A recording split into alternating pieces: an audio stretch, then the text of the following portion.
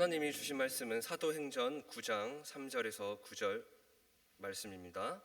사도행전 9장 3절에서 9절 말씀입니다.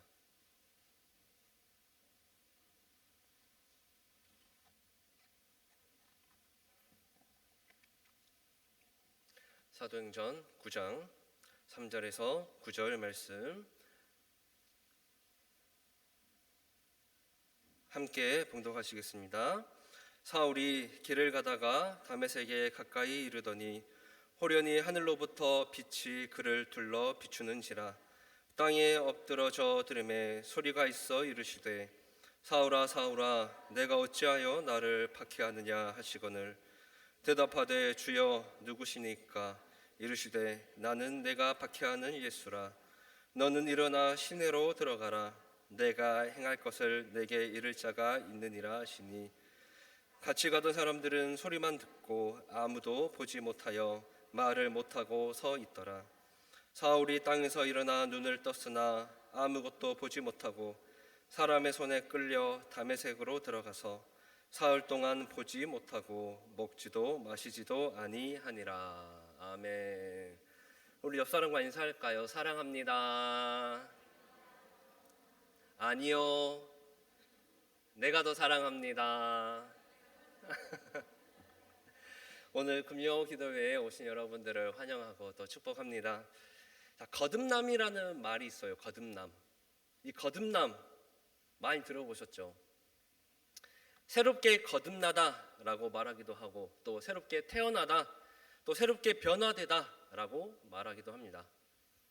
국어사전을 보면 설명을 너무 잘 해놨더라고요. 이게 정말 국어사전인가 할 정도로 되게 신앙적으로 설명을 잘 해놨더라고요. 뭐라고 설명을 해놨냐면, 잘 들어보세요. 원죄 때문에 죽었던 영이 예수님을 믿음으로써 영적으로 다시 새 사람이 되는 것을 거듭남이다 라고 말을 하고 있더라고요. 다시 한번 검색을 해봤어요. 이게 정말 국어사전에 나오는 거듭남에 대한 풀이인가 해봤는데 똑같더라고요. 하와와 아담으로부터 내려오던 원죄 때문에 감옥에 갈 수밖에 없던 인간들이 하나님의 독생자시고 또 우리를 위해 십자가에 풀려 돌아가신 예수님을 믿음으로써 그 원죄가 사라지고 영적으로 다시 새 사람이 되는 것을 거듭남이라고 합니다. 쉽게 말해서 두 번 태어나는 거예요. 두 번. 닭이 뭘 낳습니까? 그렇죠. 병아리가 아니죠. 알을 낳아요. 그럼 이 달걀이 걸어 다니는 걸 보신 분 있으세요? 있다고요? 없습니다. 달걀이 태어났지만 한 번 태어나서는 닭 구실을 못해요. 병아리 구실도 못해요. 생명이 있고 살아는 있지만 벌 수 없고 먹을 수 없고 걸어 다닐 수가 없어요. 이 달걀에서 한 번 더 태어나야, 달걀을 깨고 나와야 볼 수 있고 먹을 수 있고 걸어 다닐 수가 있습니다. 이처럼 우리 그리스도인도 두 번 태어나야 됩니다. 첫 번째 태어나는 것은 어머니 뱃속에서 태어나서 육신의 생명을 얻는 것이고, 두 번째 태어나는 것은 예수님을 믿고 영생을 얻는 것입니다. 어머니 뱃속에서 육신으로 태어날 때는 사람의 생명, 육체의 생명을 받지만 영원히 다시 태어날 때는 하나님이 주신 생명과 영생을 얻게 되는 줄 믿습니다. 요한복음 3장 3절하고 5절 말씀 함께 봉독하겠습니다. 예수께서 대답하여 이르시되 진실로 진실로 내게 이르노니 사람이 거듭나지 아니하면 하나님의 나라를 볼 수 없느니라. 5절입니다. 예수께서 대답하시되 진실로 진실로 내게 이르노니 하나님의 나라에 들어갈 수 없느니라. 아멘. 육신의 생명을 얻고 그냥 어머니 뱃속에서 태어난 사람, 즉 교회를 다니지 않고 예수님을 모르는 사람은 천국을 볼 수 없고 들어갈 수 없다라고 말씀합니다. 예수님께서 말씀하신 것처럼 사람은 거듭나야 하나님 나라를 볼 수 있고 성령 충만해야 천국에 갈 수 있는 줄 믿습니다. 할례를 최초로 받은 사람이 누굴까요? 할례, 아브라함이죠. 아브라함. 이 아브라함이, 믿음의 조상 아브라함이 최초로 할례를 받는데 몇 세 때 할례를 받을까요? 100 빼기 1은 99세에 할례를 받습니다. 이 당시에 뭐가 있겠어요? 마취약이 있겠습니까? 오늘날 그 메스처럼 날카로운 칼이 있겠습니까? 뭐가 있겠습니까? 근데 그 수술을 무려 99세에 받게 됩니다. 생각하기도 싫어요. 끔찍해요. 99세에 이 할례를 받다니. 그러면서 창세기 17장 14절 말씀을 보면 할례를 받지 아니한 남자 곧 그 포피를 베지 아니한 자는 백성 중에서 끊어지리니 그가 내 언약을 배반하였음이니라 라고 말씀을 합니다.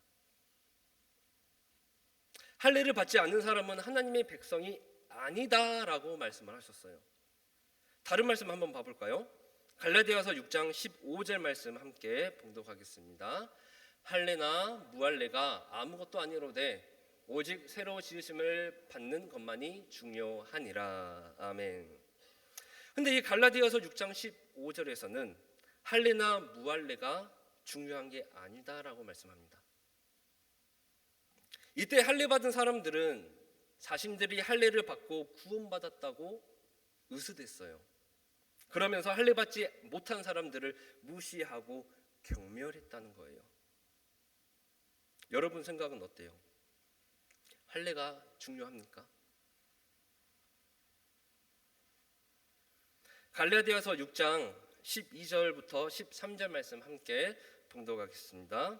무릇 육체의 모양을 내려 하는 자들이 억지로 너희에게 할례를 받게 함은 그들이 그리스도의 십자가로 말미암아 박해를 면하려 함뿐이라. 할례를 받은 그들이라도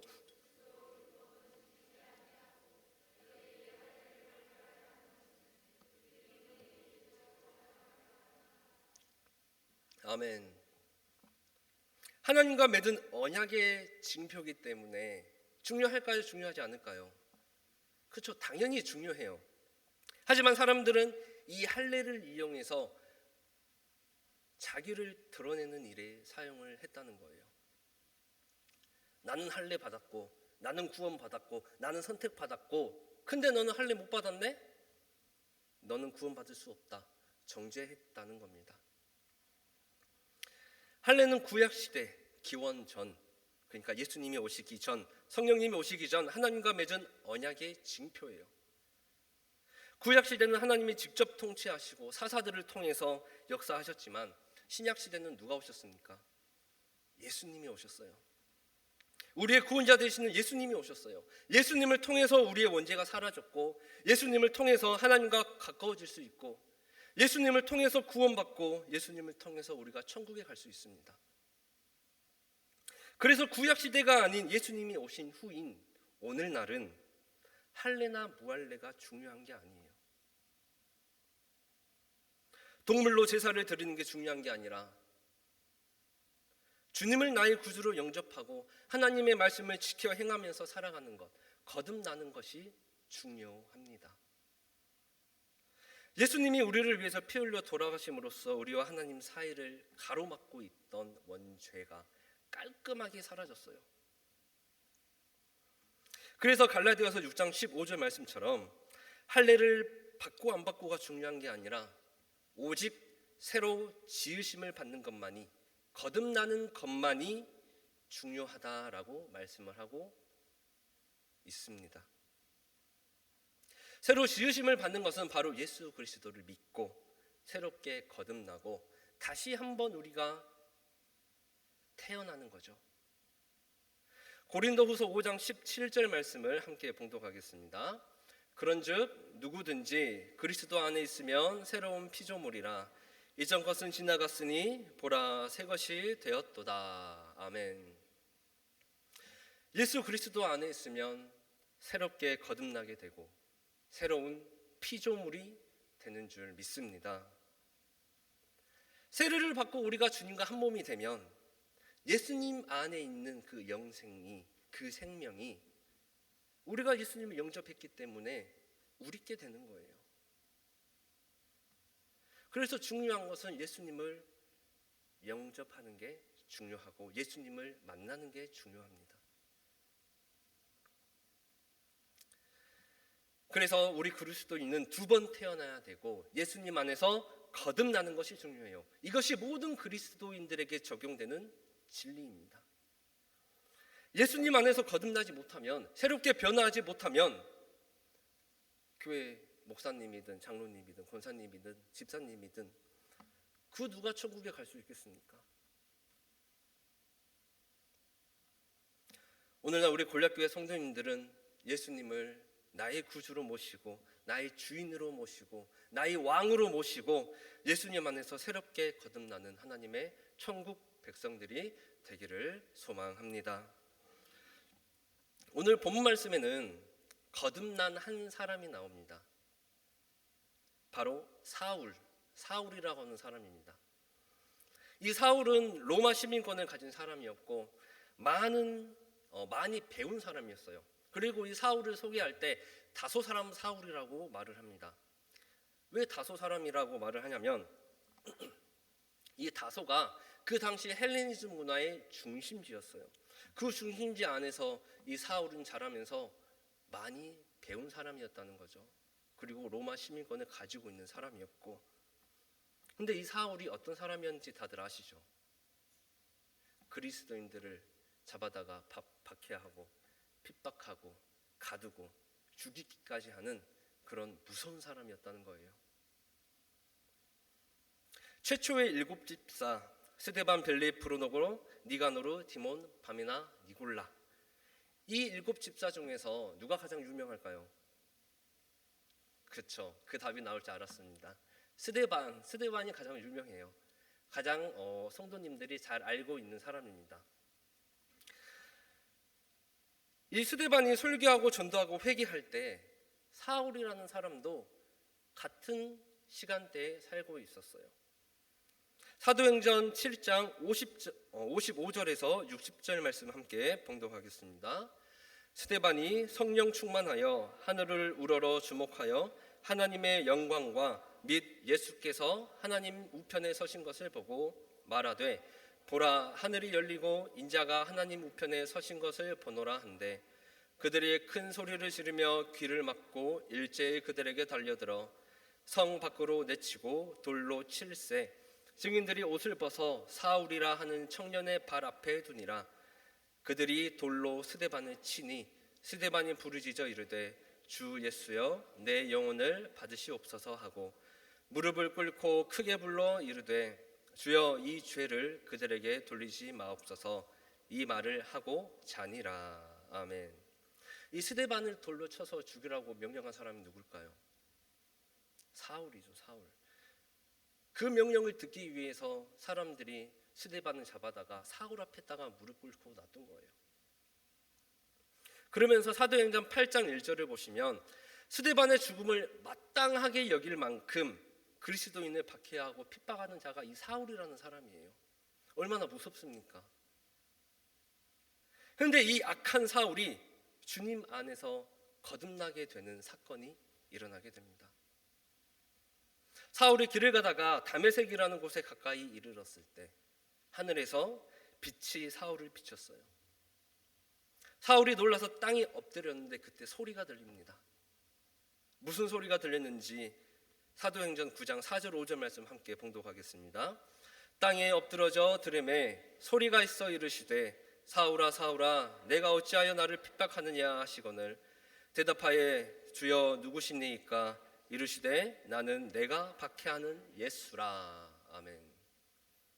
그리스도인들을 박해하고 핍박하고 가두고 죽인 이 악한 사울을 예수님께서 만나 주신 겁니다. 그러면서 예수님은 사울에게 다메섹으로 들어가라고 말씀을 하셔요. 시내에 들어가면 앞으로 너가 해야 할 일들을 알려주는 사람이 있을 것이다 라고 말씀을 해주셔요. 그리고 사도행전 9장 8절 9절 말씀을 보면 이 사울이 땅에서 일어나서 눈을 떴는데 눈이 안 보이게 되는 거죠.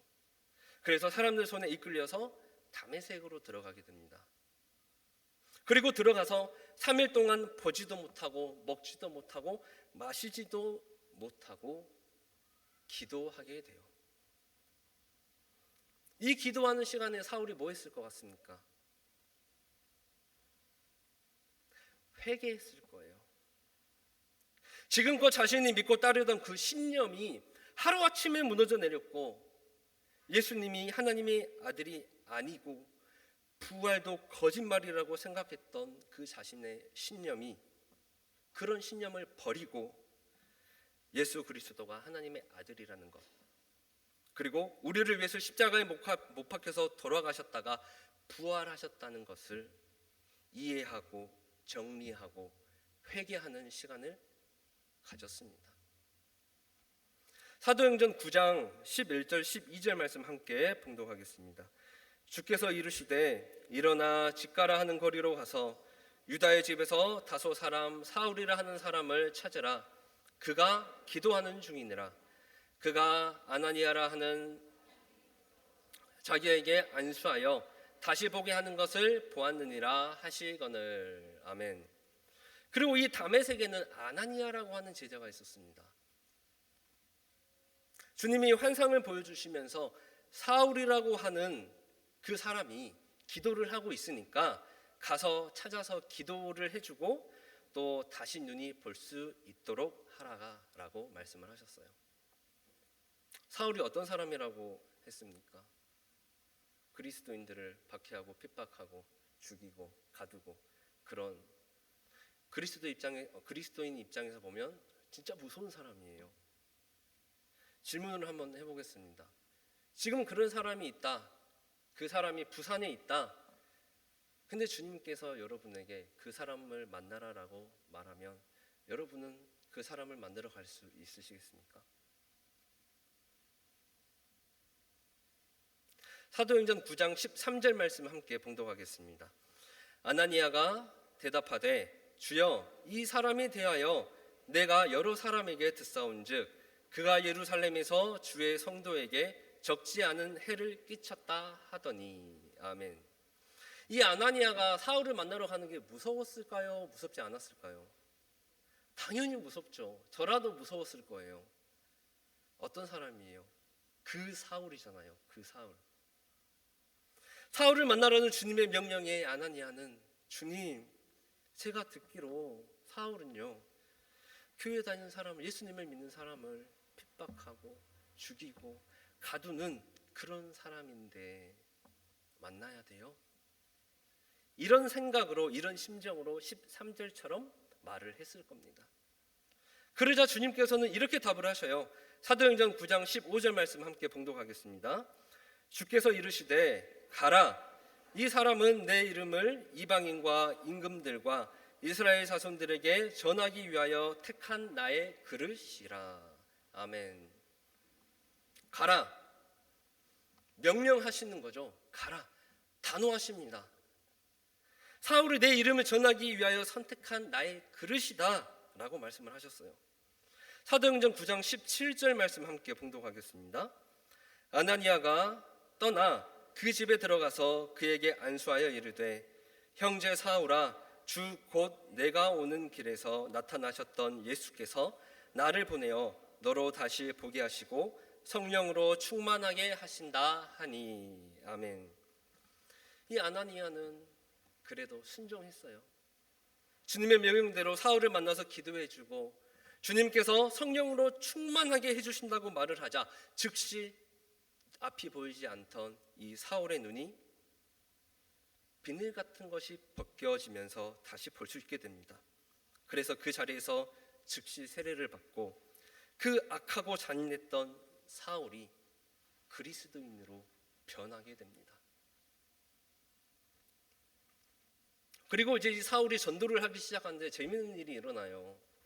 사도행전 9장 20절에서 22절 말씀 함께 봉독하겠습니다. 즉시로 각 회당에서 예수가 하나님의 아들이심을 전파하니 듣는 사람이 다 놀라 말하되 이 사람이 예루살렘에서 이 이름을 부르는 사람을 멸하던 자가 아니냐. 여기 온 것도 그들을 결박하여 대제사장에게 끌어가고자 함이 아니냐 하더라. 사울은 힘을 더 얻어 예수를 그리스도라 증언하며 다메섹에 사는 유대인들을 당혹하게 하니라. 아멘. 이 악한 사울이 이제 그리스도인들을 잡아다가 박해하고 가두고 그런 게 아니라 예수 그리스도를 전하는 사람으로 바뀌게 됩니다. 3일 전까지만 해도 그리스도인들을 잡아다가 가두고 박해하고 죽였던 그 사울이 이제는 예수님이 하나님의 아들이다라고 하면서 전도하니까 주변에서 어때요? 다 놀랄 수밖에 없죠. 그러면서 의심해요. 한 번에 다 잡아가기 위한 그런 함정이 아니냐라고 의심합니다. 하지만 이 사울은 더 힘을 얻어서 더 열심히 예수님을 전하는 거듭난 사람으로 변화되게 됩니다. 그러면서 1차, 2차, 3차 전도 여행을 다니면서 많은 나라를 돌아다니면서 선교 여행을 떠나고 이름도 사울에서 서서히 바울로 변하게 됩니다. 그래서 이 바울은 기독교 전파에 있어서 그 누구보다도 크게 공헌한 인물이고 또 신약 성경을 보면 많은 성경을 이 바울을 통하여 쓰게 하셨어요. 이렇게 바울은 주님 안에서 거듭남으로써 새 사람이 됩니다. 오늘날 우리 그리스도인도 한 번만 태어나는 것이 아니라 주님 안에서 한 번 더 태어나야 합니다. 이런 거듭남이 없다면 하나님이 주시는 영생을 얻을 수 없기 때문에 죽어서 심판을 받게 됐고 그러면 지옥에 떨어지게 된다는 거예요. 그러면 어떻게 해야 거듭나는 걸까요? 아까 읽었던 사도행전 9장 17절 말씀 마지막에 보시면 예수께서 나를 보내어 너로 다시 보게 하시고 성령으로 어떻게 하신다고 말씀합니까? 충만하게 하신다라고 말씀을 하셔요. 바로 성령 충만해야 거듭날 수 있다는 겁니다. 어떻게 해야 성령 충만할 수 있을까요? 아나니아가 한 말을 보면 예수님께서 주님께서 성령으로 충만하게 해주신다고 말씀을 하셨어요. 주님께서. 바울이 막 자기가 성령 충만해 주려고 무언가를 한 게 아니에요. 주님께서 성령 충만하게 해주신다는 겁니다. 주님께서. 바울이 아나니아를 만나기 전까지 뭐 했습니까? 기도했죠. 기도. 앞이 보이지 않고 기도했습니다. 어떤 기도를 했는지 아까 제가 말씀드렸죠. 회개기도. 회개기도를 통하여 자신의 죄를 주님께 고백하고 세상의 죄악에 찌든 그 자신의 삶을 깨끗하게 씻어내는 과정이 있었다는 거예요. 만약 사울이 그때 회개하지 않고 주님을 영접하지 않았다면 성령 충만함을 받지 못했을 겁니다. 거룩한 회심의 시간 속에서 자신을 비워냈고 그 비워진 곳에 성령님으로 충만했기 때문에 이 사울이 거듭날 수 있었던 거예요. 성령 충만은 내가 이루는 게 아닙니다. 주님께서 주시는 거예요. 성령 충만해지려고 내 생각으로 무언가를 이루려고 하는 것이 아니라 우리는 그저 예수님을 믿고 예수님을 나의 구주로 영접하고 받아들이고 예배의 삶, 기도의 삶, 찬양의 삶, 나에게 맡겨진 사명을 충실하게 감당해내면서 나 자신을 비워낼 때 주님께서는 그 비워진 우리에게 그 비워진 곳에 성령님을 보내주셔서 성령 충만하게 해주신다는 거예요. 그럼으로써 거듭날 수 있습니다. 그래서 바울처럼 우리 군락교회 성도님들도 하나님께서 쓰시고 선택받고 구별되고 하나님의 그릇, 주님의 그릇으로서 쓰시는 대로 부지런히 쓰여지는 우리 골략교회 성도 여러분 되시기를 축원합니다. 그리고 내 삶을, 여러분의 삶을 주님께 드림으로써 주님 안에서 한 번 더 태어나시기를, 그래서 거듭나시기를 축원합니다. 사랑과 은혜가 풍성하신 하나님 아버지, 오늘날 저희들이 바울과 같이 하나님이 쓰시기에 구별되어지고 거듭난 천국 백성 되게 하여 주시옵소서. 저희가 저희들의 생각대로 믿음 생활하는 것이 아니라 하나님께서 주신 사명들을 기쁨으로 감당하면서 주님과 함께 걸어가는 믿음 생활하게 하여 주시옵소서. 언제나 하나님 앞에서 낮아지며 회개함으로 나 자신을 비우고 나 자신을 돌이키게 하시고, 그럼으로써 거듭나고 성령 충만함을 주심으로 저희들이 큰 그릇이 되게 하시고 그 큰 그릇 안에 하나님의 복을 가득 채워 주시옵소서. 우리를 구원하신 예수 그리스도의 이름으로 기도드립니다. 아멘. 이 시간 함께 오직 주의 사랑 함께 찬양하겠습니다.